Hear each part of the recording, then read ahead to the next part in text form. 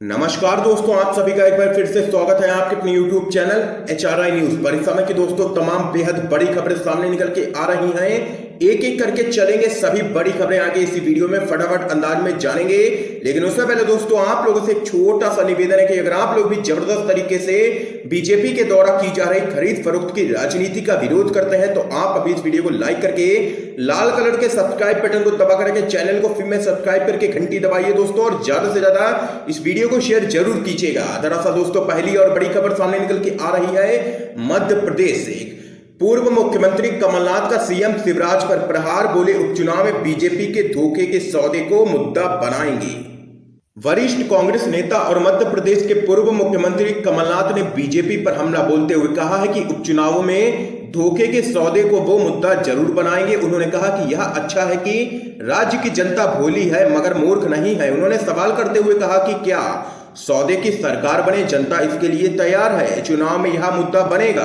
कमलनाथ ने मुख्यमंत्री शिवराज सिंह चौहान के बयान पर कहा कि गलती से ही सही, शिवराज सिंह ने सच तो बोल ही दिया है। पहले कहते थे कि कांग्रेस की अंदरूनी उठापटक इसके लिए जिम्मेदार है, नरेंद्र मोदी के कहने पर ही कांग्रेस की सरकार गिराई गई। तो यहां पर दोस्तों ये जोरदार हमला बोला है मध्य प्रदेश के पूर्व मुख्यमंत्री कमलनाथ ने, और यहां पर एक बड़ा दावा भी किया है कि जनता बीजेपी को सबक जरूर सिखाएगी, क्योंकि बीजेपी ने जनता के द्वारा ही चुनी हुई सरकार को गिराया है धोखे से। और यहां पर किया है एक बार फिर से बड़ा दावा कि 24 सीटें जीतेगी कांग्रेस पार्टी और एक बार फिर से बनाएगी मध्य प्रदेश में सरकार। इस बीच एक और अपडेट दोस्तों आ रही है। भारत में धार्मिक स्वतंत्रता पर अमेरिकी प्रशासन की रिपोर्ट में बीजेपी की निंदा। अमेरिकी प्रशासन ने वर्ष 2019 के लिए प्रकाशित अंतर्राष्ट्रीय धार्मिक स्वतंत्रता रिपोर्ट में नागरिकता संशोधन कानून यानी कि CAA और अनुच्छेद 370 पर भारत सरकार के फैसले पर हुए देशव्यापी विरोध प्रदर्शनों का विस्तृत विवरण दिया है। अमेरिकी विदेश मंत्री माइकल पोम्पियो द्वारा जारी की गई इस रिपोर्ट में धार्मिक रूप से प्रेरित भीड़, मॉब लिंचिंग और सांप्रदायिक हिंसा का भी जिक्र किया गया है। रिपोर्ट में कहा गया है कि बीजेपी सहित हिंदू बहुसंख्यक दलों के कुछ अधिकारियों ने अल्पसंख्यक समुदायों के खिलाफ सोशल मीडिया पर भड़काऊ सार्वजनिक टिप्पणी या पोस्ट किए हैं। तो यहाँ पर दोस्तों देख सकते हैं कि अमेरिका ने भारतीय अल्पसंख्यकों को लेकर के जताई है चिंता और कहा है कि हिंसा भेदभाव के खिलाफ संवैधानिक सुरक्षा की है बेहद ही जरूरत। इस बीच एक और अपडेट दोस्तों आ रही है। राज्यसभा चुनाव, राजस्थान के मुख्यमंत्री अशोक गहलोत बोले भाजपा डूबती नया, उसकी उल्टी गिनती शुरू। आप लोगों को दोस्तों बताते चले, राजस्थान के मुख्यमंत्री अशोक गहलोत ने कहा है कि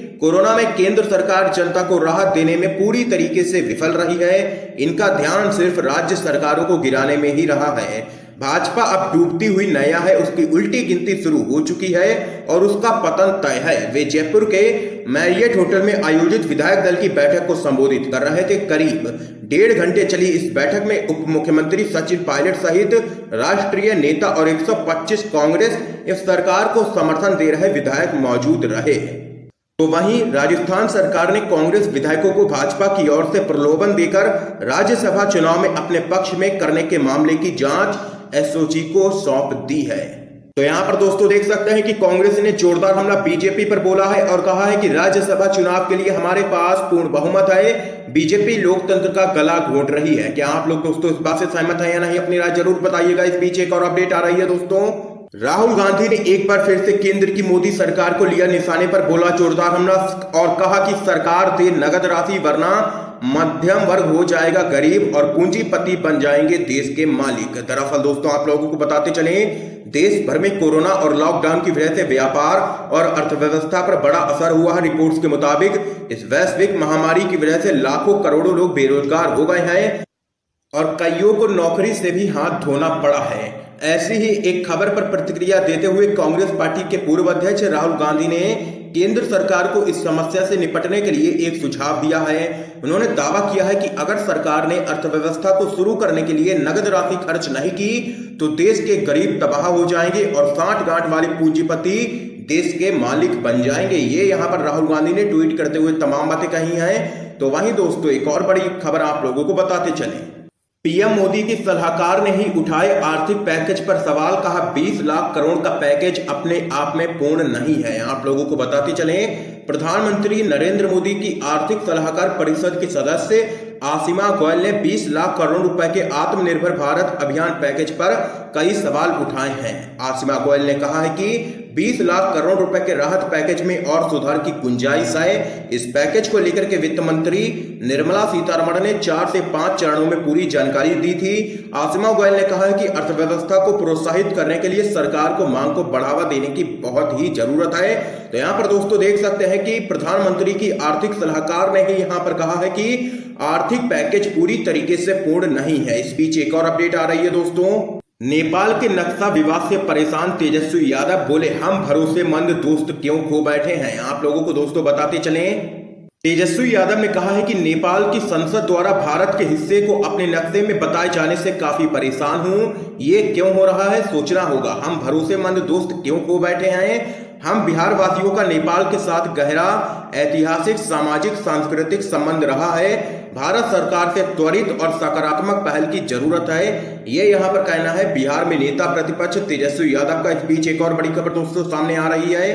कोरोना पर झूठ बोल रही है केंद्र की मोदी सरकार। एक्सपर्ट्स ने चेताया, देश में कई जगह है कम्युनिटी ट्रांसमिशन। आईसीएमआर सर्वे में नहीं दिखाई जा रही है असली सच्चाई। आप लोगों को बताते चलें, देश में कोरोना वायरस संक्रमण के मामलों में तेजी आने के बीच विशेषज्ञों ने कोरोना वायरस का सामुदायिक प्रसार नहीं होने को लेकर के सीरो सर्वेक्षण के नतीजों के आधार पर आईसीएमआर द्वारा किए गए दावों के लिए उसे आड़े हाथों लिया है। एक्सपर्ट्स ने कहा है कि यह मौजूदा स्थिति को बिल्कुल भी नहीं दर्शाता है और सरकार सच्चाई को स्वीकार करने में अड़ियल रुख दिखा रही है। देश के कई हिस्सों में सामुदायिक प्रसार पर जोर देते हुए विशेषज्ञों ने सरकार से कहा है कि वह इसे स्वीकार करें, जिससे कि लोग लापरवाह ना हो। ये यहाँ पर कहना है एक्सपर्ट्स का। और यहाँ पर कोरोना पर झूठ बोल रही है मोदी सरकार। एक्सपर्ट्स ने है चेताया कि देश में कई जगह कम्युनिटी ट्रांसमिशन हो चुका है शुरू। इस बीच एक और बड़ी खबर दोस्तों सामने आ रही है। पेट्रोल डीजल के दाम में बढ़ोतरी पर कांग्रेस ने साधा निशाना। कहा, सरकार कोरोना संकट के समय भी राहत नहीं दे रही है। आप लोगों को दोस्तों बताते चलें, कांग्रेस ने पेट्रोल और डीजल की कीमतों में बढ़ोतरी को लेकर के आरोप लगाया कि सरकार लगातार पेट्रोलियम उत्पादों के दाम बढ़ाती जा रही है क्योंकि उसके पास राजस्व का कोई दूसरा साधन नहीं है। पार्टी के वरिष्ठ नेता कपिल सिब्बल ने यह भी दावा किया है कि कोरोना संकट के समय भी भारत में पेट्रोल पर कर दुनिया में सबसे ज्यादा 69% है और सरकार आम लोगों को कोई राहत नहीं दे रही है। आगे आप लोगों को बताते चलें, सिब्बल ने वीडियो कॉन्फ्रेंस के माध्यम से बातचीत के दौरान कहा कि मई 2014 में कच्चे तेल की कीमत $106 प्रति बैरल थी तो देश में पेट्रोल की कीमत 71.40 रुपए प्रति लीटर थी। कच्चे तेल का दाम घटकर $38 प्रति बैरल हो गया है, लेकिन पेट्रोल की कीमत बिल्कुल भी नहीं घटी है। ये यहाँ पर कपिल सिब्बल ने जोरदार हमला किया है। सिब्बल ने दावा किया है कि सरकार अपना खजाना भर रही है लेकिन बोझ